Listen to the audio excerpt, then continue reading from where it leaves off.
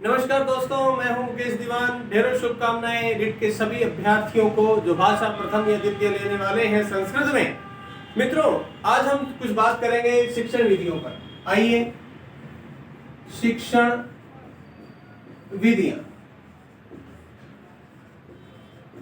और मैं बात करने वाला हूं उन विधियों पर जो प्रश्न हमारे पेपर में आ चुके हैं। मित्रों, जो पेपर पुराने आ चुके हैं उनके कुछ प्रश्नों को मैं यहाँ लिखूंगा। आप उन प्रश्नों पर विशेष ध्यान दीजिएगा, क्योंकि एग्जामिनर है और एग्जामिनर उन प्रश्नों को पूछने में पीछे नहीं हटेगा। मित्रों, जैसे कि प्रश्न एक बहुत ही सुंदर ढंग से पूछता है एग्जामिनर। मैं यहाँ प्रश्न लिख रहा हूं। प्रश्न पूछा हुआ है, निम्न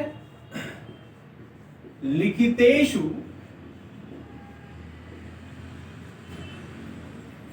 पठन शिक्षणस्य विधि नास्ति।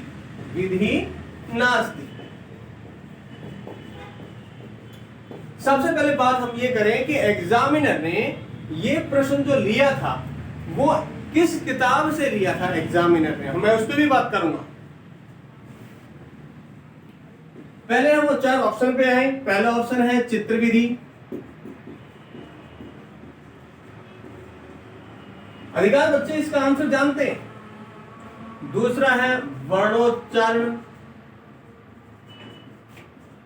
विधि, प्रश्नों को ढंग से देखना होगा। तीसरा प्रश्न जो दिया ऑप्शन दिया है अनुकरण विधि, और चौथा था प्रश्नोत्तर विधि।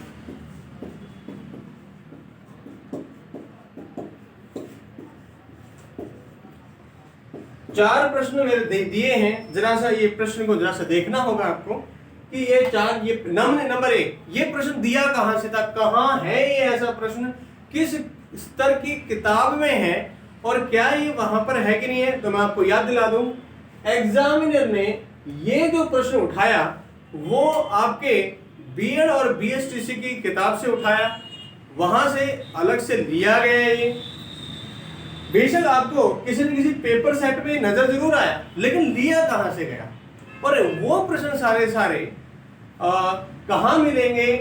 क्या हम आप लोग बीएसटीसी बीएड की किताब खरीदें? नहीं मित्रों, इसकी आवश्यकता नहीं है, किताबें खरीदने की आवश्यकता नहीं है, क्योंकि उसका काम मैंने कर दिया, चिंता ना करो। प्रश्न ये है कि निम्नलिखित में से पठन शिक्षण की विधि नहीं है पूछा है। तो मित्रों, चित्र विधि से हम पढ़ा सकते हैं बच्चे को, बिल्कुल पढ़ा सकते हैं, क्योंकि बच्चा चित्र के माध्यम से सीखता है। फिर कहा वर्णोच्चारण, वर्ण का उच्चारण करें हम, इससे भी सीखेगा। का अनुकरण, जी हाँ, टीचर की बात में अनुकरण करता ही है। कैसा प्रश्नोत्तर, बोले रुक जाओ। क्यों रुक जाओ?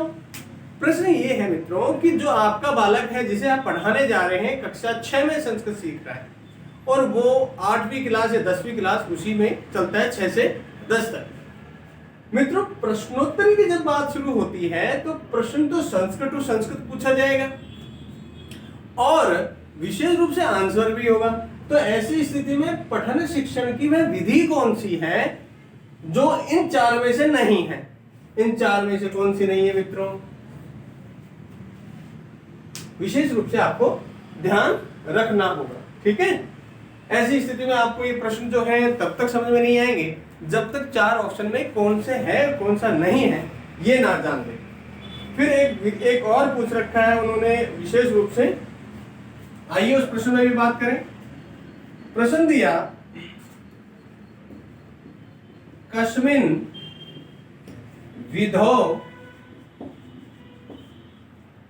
विधौ उदाहरणे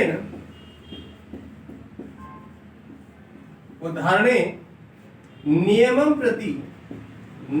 प्रति शिक्षण सूत्रस्य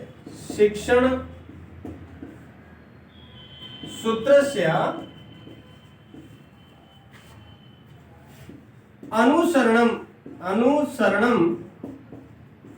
क्रियते। आइए मित्रों जरा सा प्रश्न को समझने की कोशिश करें। 4 ऑप्शन अपने आप आएंगे कि किस विधि में उदाहरण से नियम के ओर नियम की ओर उदाहरण से नियम की ओर किस शिक्षण सूत्र पर आधारित कौन सी वो विधि है जो इस शिक्षण सूत्र पे, मैं इसको पहले क्लियर कर दूं उसके बाद में हम इस पे क्लियर करेंगे। ऑप्शन दिया था सरकार ने, यानी कि आपके पेपर में था संभाषण विधो, पहली विधि ये थी। दूसरा ऑप्शन था एग्जामिनर का आगमन विधि,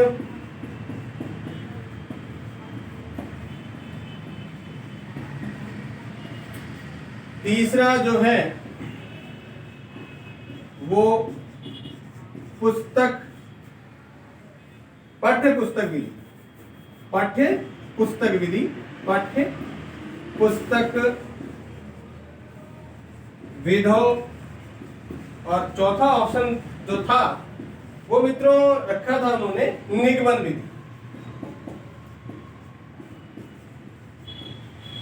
यदि ये पेपर में नहीं आया हुआ होता तो मैं अपने मन से 4 लिख करके 3 लिख करके और वो लिख दिया होता आंसर उसका।